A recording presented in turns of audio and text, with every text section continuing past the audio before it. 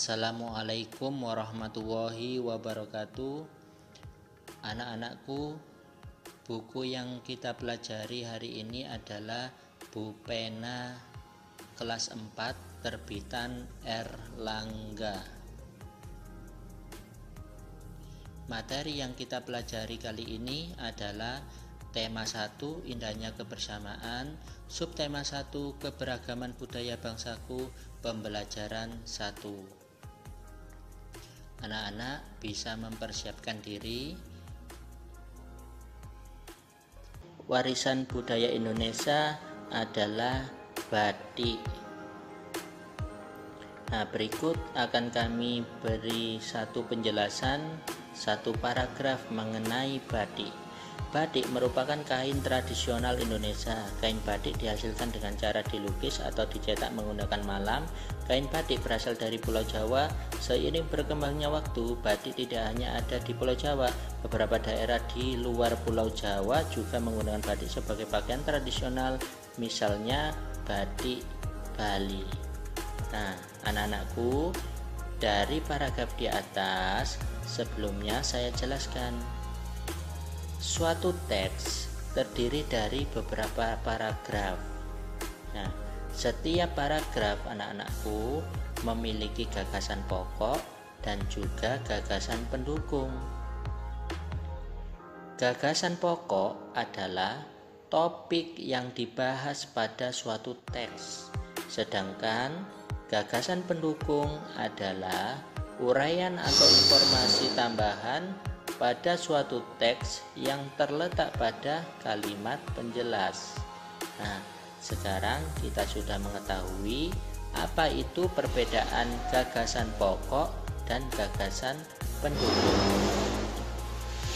Untuk dapat menentukan gagasan pokok dan gagasan pendukung dalam suatu paragraf, yang perlu anak-anak lakukan adalah sebagai berikut. Membaca teks dengan seksama. 2. Cermati kalimat pertama hingga kalimat terakhir pada setiap paragraf. Yang ketiga, temukan kalimat utama dan kalimat penjelas dalam suatu paragraf. Nah, anak-anak, sekarang kita cermati. Di dalam paragraf batik yang kita contohkan tadi terdiri dari berapa kalimat? Ayo, siapa yang bisa menjawab berapa kalimat yang ada pada paragraf teks batik berikut? Kita cek ya. 1, 2, 3, 4, 5. Ya, ada 5 kalimat dalam paragraf batik. Dari jumlah kalimat yang ada, maka yang menjadi bahasan utama itu adalah kalimat utama. Seterusnya merupakan kalimat penjelas. Nah, berikut adalah kalimat utama dan kalimat penjelas. Mengapa kalimat utamanya adalah batik merupakan kain tradisional Indonesia? Karena ini adalah topik utama yang dibicarakan, sehingga kalimat-kalimat berikutnya menjadi kalimat penjelas atau pendukung kalimat utama. Anak-anakku, berdasarkan kalimat utama dan penjelas di atas, maka kita bisa tentukan gagasan pendukung dan juga gagasan pokok dari paragraf batik. Gagasan pokok diperoleh dari kalimat utama, yaitu batik merupakan kain asli Indonesia. Sedangkan gagasan pendukung diperoleh dari kalimat penjelas 1, 2, 3, dan 4.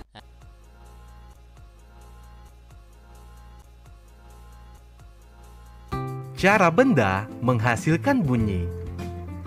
Alat musik tradisional di Indonesia sangat beragam. Alat musik tersebut menghasilkan bunyi yang berbeda-beda. Cara memainkannya pun berbeda-beda. Bunyi yang dihasilkan berasal dari benda yang bergetar dalam alat musik tersebut. Bunyi lalu ditangkap oleh telinga sehingga kita dapat mendengarnya. Berikut cara memainkan alat musik beserta contohnya. Yang pertama, memainkan dengan cara dipukul. Alat musik yang dimainkan dengan cara dipukul, misalnya gong dan gendang.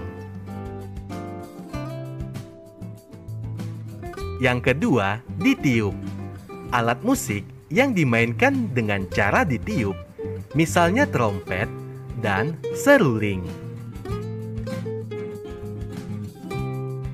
Yang ketiga, digesek.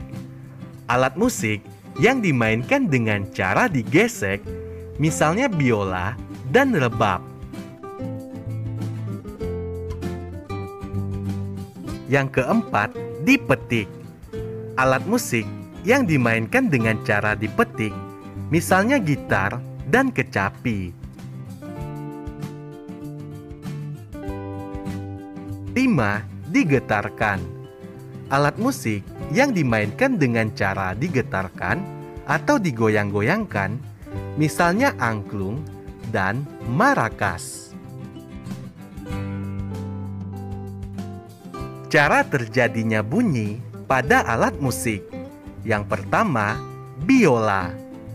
Cara terjadinya bunyi yaitu gesekan terhadap senar biola dapat menimbulkan getaran, dan getaran tersebut menghasilkan bunyi. 2. Pianika. Cara terjadinya bunyi yaitu tiupan dan tuts yang ditekan pada pianika akan menghasilkan bunyi. Bunyi yang berbeda jika tuts yang ditekan juga berbeda-beda. 3. Gitar. Cara terjadinya bunyi yaitu senar gitar yang dipetik akan menggetarkan senar. Getaran senar akan bersonasi dengan udara dalam kotak suara gitar. Getaran akan menjadi bunyi. Yang keempat, rebana. Cara terjadinya bunyi yaitu getaran terhadap membran akan menghasilkan bunyi. 5. Angklung. Cara terjadinya bunyi yaitu getaran terhadap bambu akan menghasilkan bunyi. Bunyi yang berbeda disesuaikan dengan jenis angklungnya.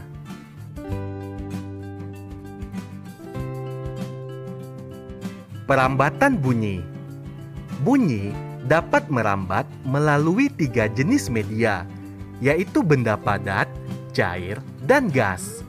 Namun, bunyi tidak dapat merambat di ruang hampa karena tidak memiliki media yang dapat merambatkan bunyi.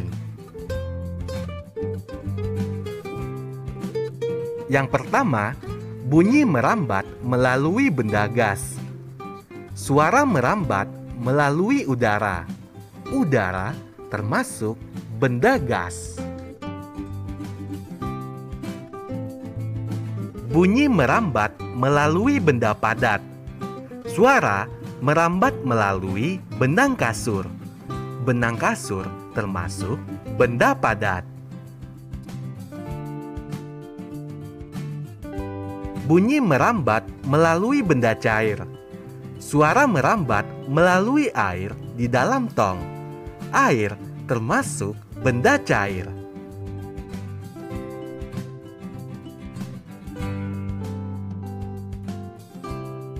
Kita kembali belajar pada tema 1, subtema 1, muatan pelajaran, seni budaya, dan prakarya. Dasar-dasar gerakan tari. Salah satu unsur utama dalam tari adalah gerakan tubuh.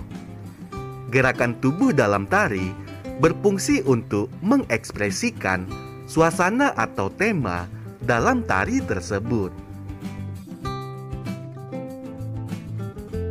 Gerakan dalam tari dapat disesuaikan dengan lagu. Lagu pengiring tari dapat menggunakan lagu daerah. Misalnya, lagu Lir Ilir dari Jawa Tengah dapat dijadikan sebagai lagu pengiring gerak dasar sebuah tari. Ayo perhatikan gerakan dasar pada tari berikut. Gerakan pertama dan kedua. Gerakannya, penari berjalan berdampingan dengan kedua tangan melentik di samping badan. Penari bergerak ke kiri dan ke kanan. Selanjutnya, tangan berada di samping badan dan dilentikkan. Lalu, berjalan ke tengah panggung menghadap depan. Gerakan 3 dan keempat. Penari berputar dengan arah berlawanan. Kemudian, tangan kanan berada di bahu dan tangan kiri direntangkan ke samping. Gerakan 5. Penari saling berhadapan dan berjalan di tempat. Kemudian, kedua tangan diletakkan di bahu. Gerakan 6. Penari bergerak secara bersamaan. Kedua tangan memegang ujung selendang dan diangkat ke atas.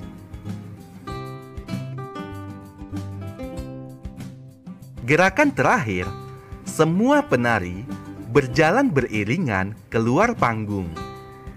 Kedua tangan tetap memegang ujung selendang.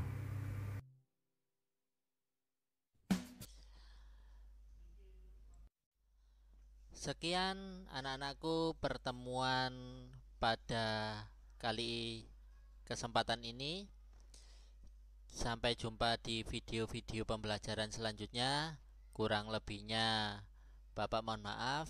Tetap semangat meskipun belajar di rumah. Jangan lupa selalu mematuhi protokol kesehatan dan juga melaksanakan ibadah baik wajib maupun sunnah.